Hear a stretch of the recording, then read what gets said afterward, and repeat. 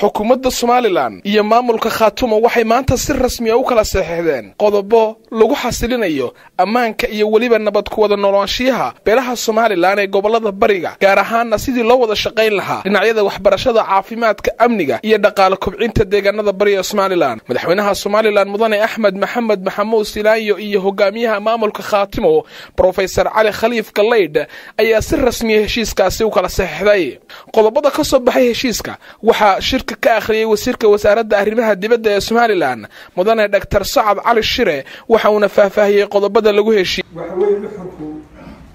in la helo cadaalad iyo sinaan iyo nabad ku wada noolaansho in la wada ilaaliyo jiritaanka iyo madaxbannaanida Somaliland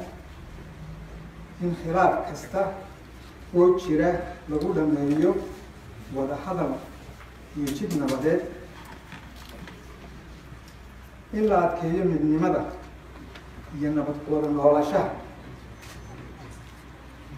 in dastuurka dib loo furo si loo sugo awood qaybsi ku dhisan cadaalad iyo sinaan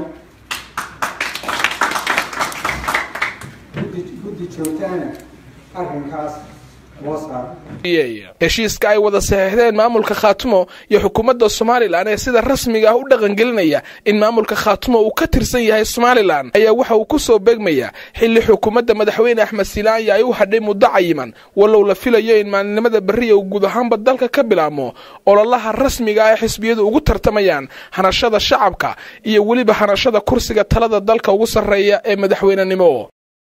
سكرية صديسي تلفزيون كاريال حفيظ كورقبتك إما قالت هرقيسا